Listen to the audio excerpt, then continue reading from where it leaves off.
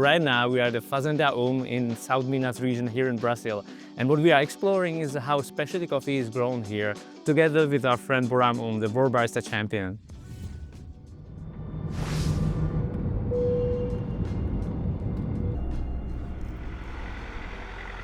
So Boram, tell us where we are and what you're going to show us. Yes, we are here in south of Minas now. This is our main farm.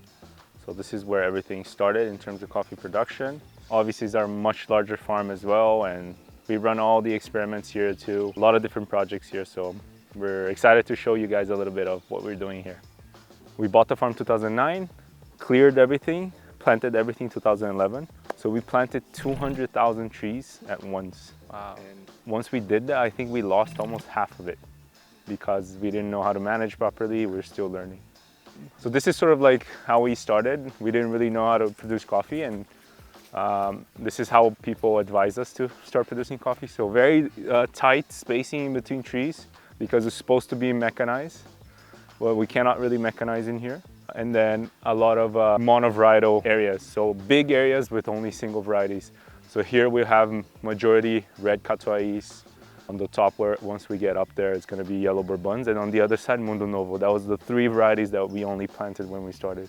And as you can see, also it suffered a lot because of climate. There's too much sun exposure. These varieties are suffering a bit with heat and drought right now, especially right after harvest. But then we'll show you some of the different things that we're doing to improve that as well later. Mm-hmm. Was it already like specialty coffee in your mind or on your dad's mind? No, not. I think when my dad started was mainly commercial coffee. We did not know much about specialty at that time.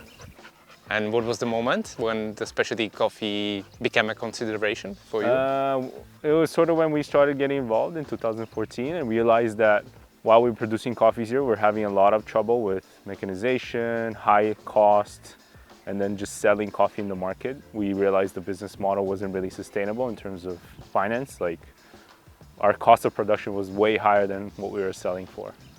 And then we realized that we needed to start moving on to quality. Yeah. What are their names? Cheddar and Brasa. Cheddar, Brasa. So this year, I think something interesting to show is how inconsistent cherry production has been and flowering seasons. Like flower and cherry already growing together. Why is it bad, or what is not the ideal? Because normally Minas, we have one single harvesting season. Everything's supposed to produce cherry at the same time. When in here, no, it's going to be producing in 2 seasons probably. Now we have to plan for more pickings. And then also the trees are sort of like in different cycles now, right? Mm-hmm. They're producing flower, they're producing cherry at the same time. So they don't know how to push the nutrients where, and that will definitely hurt quality of cherries. So we're planting trees to start providing shade in this area. You can see a lot of trees that we're planting in the middle. And the tree that we planted here, it's a fruit called graviola, which is that fruit that you saw. Super juicy and acidic inside. How is it? Maybe it's not ripe. Unripe. Very green. You can see we're doing heavy shade grown for more exotic varieties. We have about 6 to 7 hectares of production here. And this is geisha and wush wush. Can we get in, or is there any kind of entrance? Yeah, we can go in. Yeah, let's take a look. It's just like by feel, right? Now we are here, yeah. It's like so nice, it's like much It's much cooler and fresher. It's so much nicer. Wow. And then some of these trees are trees that accumulate water. So I don't know if you can feel sometimes like droplets coming down. Yeah, I felt. Yeah. So it's just like from the tree. What is this variety? This is geisha. We had some really good results this year. Nice floral cups, but not a lot of sweetness yet. I think we need more maturity or either some kind of processing. We've been doing mainly just regular naturals with these. I think this area, it's a little bit too much shade. It would be nice to have a little more sunlight. More sun? Yeah. There's a trick here, right? Yeah, it's to find the right. The problem with farming is a lot of things have to, especially with coffee, it's very new, and when you're doing quality, it's still very new. So a lot of things you learn as you go. And this is something that I really believe in, is that we talk a lot about terroir and like countries and like Brazilian profile or Panamanian profile. But I think eventually we'll be talking about like what farmers do specifically in their own farms.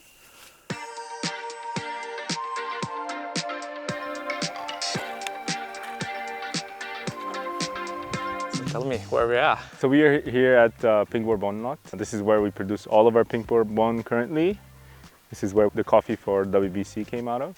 Here we have about 15,000 trees. So the production, we can produce about 30 bags or 30 to 60 bags a year nowadays. 15,000? Yeah. Really? Yeah. I wouldn't say. Yeah, it goes all the way back down there too. And we are here around 4 p.m. now, almost. So sun is coming down. And you can see we don't do a lot of shade area here. We tested partial sun throughout the day and it's been working really good for us. There's also shade being done by the eucalyptus over there, and in the morning it doesn't get any sunlight because the sun is rising on that side. Mm-hmm. And then I want to bring you guys over here, which is a different level of shading that we're also doing. This would be more like 50 to 40%. You have some big trees, but not full grown. We're really working with the terrain and topography of the farm as well to think about, okay, this is an area that maybe I don't need that much shade because it doesn't get full sun throughout the day. So this was already planted with a specialty in mind, right? Yeah, this is fully with specialty production in mind. I think something important for people to understand really is that coffee farming and anything agricultural mindset, you have to think very long term about everything. And you're making incremental changes and small improvements that you learn along. And eventually you understand what's working best for a few trees, what's not working best. So all these minimal improvements are things that we're learning along the way. Mm-hmm. And I think this is sort of the challenge and advantage of being a first generation producer.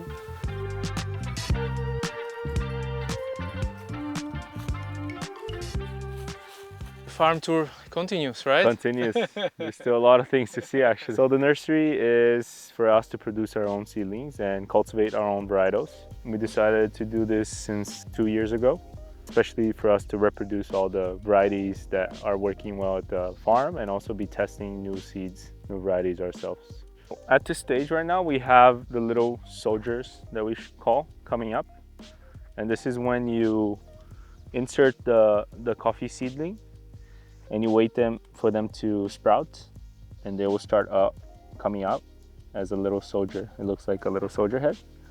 And then the second stage is when they lose this kind of the parchment around the seed, and the first 2 leaves will come out. Once the 2 leaves come out, that's where we are gonna nurture them until they become big enough for a proper planting seed. So around this stage, a little bit bigger like this, almost, it's at a good stage to grow. These are all the sprouting varieties that we're producing. So here we have geishas, cidras, ombligon, ahi, a lot of like the exotic varietals from around the world. Uh-huh. How do you get your hands on the seeds? Most of them we got it through partner producers who are willing to provide seeds from abroad for us to test out, and this is small quantity that we're mainly testing. This year I think we're doing 12 to 13 new varieties. Yeah, I think we're doing about 5,000 to 3,000 trees of each variety at least. Yeah. I think this is crucial eventually for farms to do, especially to control genetics and quality overall. Cool, let's look at some drying. Our regular naturals will always do raised bed. So first wash in the washing station, separate floaters and mature cherries, and then we'll put them all here to dry. Try to reach around 16 to 17% humidity before it goes to the concrete patios. Why does it go to the patio? Just to finish the drying process in the volcano method. I will explain a little bit once we get there as well. So once the coffee reaches 16% humidity, it is dry enough that we don't have to worry about like unwanted fermentation, but still needs to reach the stable stage of 12 to 13% humidity. So we use this volcano system so that we can slowly dry the coffee. So normally this will start in the morning as a big mount. During the day, this is very, very hot on the top side, but inside it will be very cold. And this is how we finish drying our naturals. So from 16% all the way to 12% humidity, This is how they'll do every day. This can take 10 to 12 days here at the patio. So very slow, consistent drying, and also because I think this sort of continues at like a natural fermentation, very slow process. So we have the geometric shapes because we want to, if it rains a lot, we'll push the water outside like this, and it won't reach the coffee. And as you can see, the space of the patio always has a nice angle like this, dropping angle, because you need to push the water out as quickly as possible. These patios need to be dry. So next day, if there's sunlight, they'll dry very quickly because there's no accumulated water. So most of our processed coffees or high-end coffees are all going to be dried here. And we're doing full dried room processes. So we'll ferment cherries and go straight into dark rooms for drying. So no sunlight at all in the process. And that's been working really well for us. Okay, let's go in. So I think the biggest concept of dark room is continuous fermentation. So what we realize is that even during drying process, cherries will continuously ferment because there's still a lot of sugar content. When we're making wine, you consume all the sugars to produce alcohol. But with coffee, no, right? We're not producing alcohol. So there's still a lot of sugar content. And here we can control slowly the consumption of this sugar by microorganisms. And we realize that there's a lot of potential of the coffee complexity, sweetness, and flavors that are lost because we're interrupting a lot of the fermentation process through sunlight. And drying coffees here in a controlled environment like this really changes profiles and changes what we're accustomed to tasting in Brazilian coffees. So right now it's 30% humidity.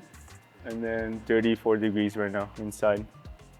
And then we'll have all the cherries here drying, different processes, and each tower would be a single varietal being dried. And then the coffees that are almost done in the drying and are resting phase would be in the bags here. And these coffees are almost ready to go to the warehouse. Nice. The next day, we woke up to the beautiful morning on the coffee farm. Brewed coffee with an family to get us ready for a long trip.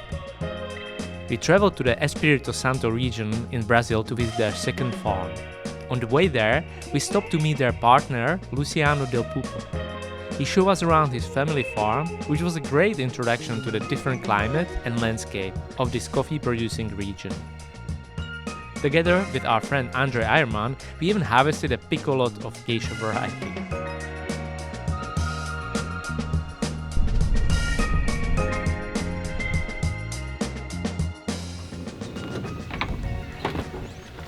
Okay, we are here.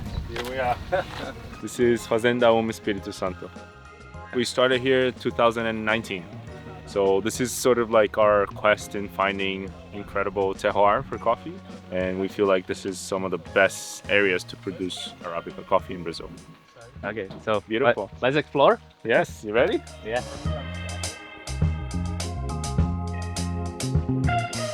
We immediately noticed a different terrain and climate as we started to climb steeper hills on the second farm. We're at 1,100 now. And we'll go all the way up to 1,400 over there. But I don't think we'll be able to walk all the way up. How many varieties you have roughly? I would say like 16, 17 varieties here. And you can see we have like smaller circles of varieties and really testing what's working best for us. Arara has been wonderful because it's super late harvest, I think.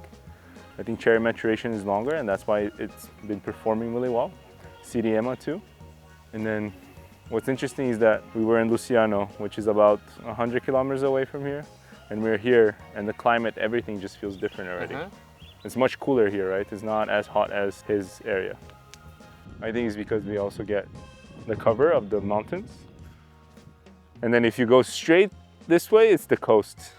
It's where we came from. So there is like some humidity The breeze coming. of the sea coming in. Because the distance from here to the coast is only 200 kilometers. It's not that far. The biggest objective is finding what is well adapted to our area. So for example, Arara is working well. So eventually, once this Mundo Novo starts losing a lot of productivity, we take this out and we plant Arara here. And we multiply the varieties that work better. These are new seedlings that were planted last year on rainy season, so probably like around January. And these were only a year and a half old. Very new trees. So this will take 3 years before it starts producing. Okay. Yeah. And now we have the exercise part. He's using his climbing skills.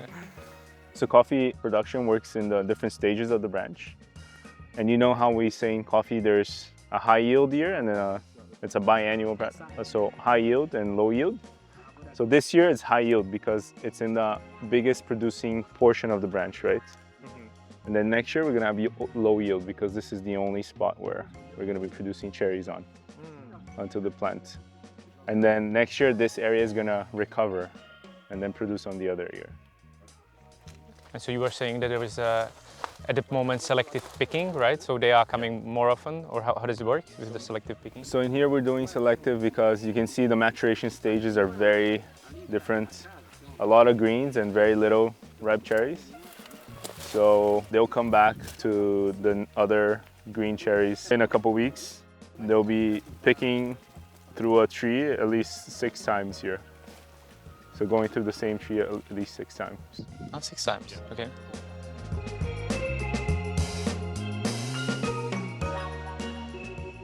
This is our wet mill, that's what we call. So small washing station here, just like Luciano's. We take the cherries on the top, float them in the middle, and then depulp them in the bottom right here.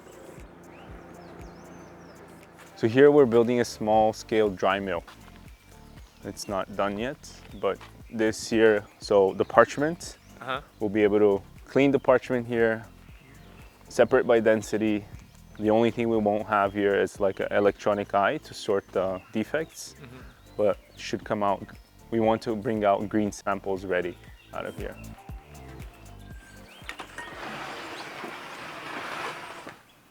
Come on in, into the sauna. All right. Smells nice and fruity here. So these are floaters, but the darkroom processed coffees are all in the back. If you can come. So it's all natural here, yeah? Yeah, all natural. And this was processed in darkroom? Yeah, Or dried? dried in darkroom. Is this still good? Like with the... Yeah, with the white mold. So we realized that some of the darkroom coffees, they will form this kind of white mold. And actually, like, the quality is quite good. So it's just like on a surface? Yeah, on the surface only. So white mold tends to be good, but the green mold is not good. Green mold tends to bring defective flavors to coffee. This white one has always performed well. But in here, for us, it's still a lot of discovery because the climate, the terroir here overall is very different, very unique. Thinking about the competitions, expecting that if your brother continues in Brewers Cup, so hopefully some of the coffees from the region would make it? Yeah, of course. We already have a lot of local competitors, not in Brazil only, but other national level competitors in other countries that are asking for coffees for a competition. And I think that is very exciting to see that people are interested in using single origin Brazil to compete with. We look forward to tasting more lots of Brazilian coffee from Fazenda also in Europe. It was a great experience to learn about specialty coffee production from the World Barista Champion. Thank you, Boram and family, for welcoming our team in Brazil.